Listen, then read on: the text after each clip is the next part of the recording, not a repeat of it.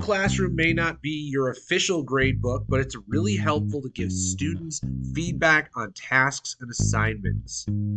A grade is more than a number and communicates a student's current level of mastery.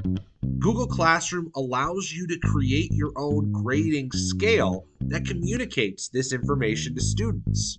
To start, go over to your classroom settings by clicking on that universal gear icon.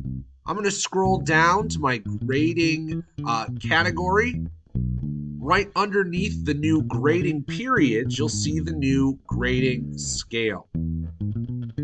You can click the Add button and you'll see some suggested grading scales.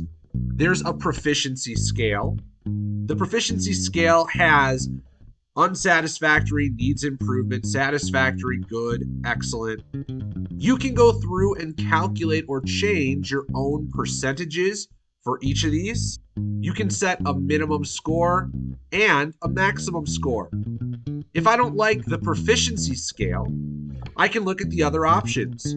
There's typical letter grades where I can set an A down to F scale, including pluses. Again, I'm setting minimum grade or minimum percent. I could go through and try the 4-point scale if you're doing standards-based grading. Again, this will give students a 0 through 4 as feedback. You can also create your own. Creating a grading scale is very easy. All you need to do is name the level.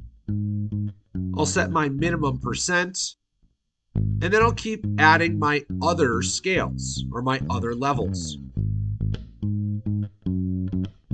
The maximum is automatically being set by my minimums. If I like my current grading scale, it's already been added. I would need to remove it to get rid of it. However, I can also add it to my other classes.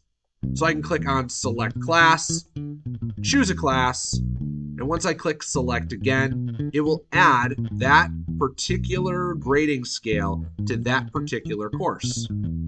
Once you've changed all the changes that need to be changed, click on the Save button in order to save all of your settings.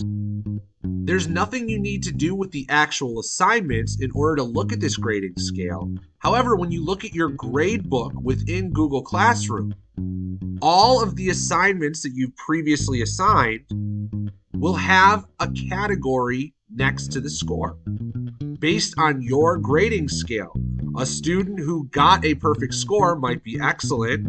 A student who didn't get such a perfect score might be in the unsatisfactory category. This is going to give your students not just a numeric bit of feedback, but a little more anecdotal. It puts them in a category or a level of understanding or mastery.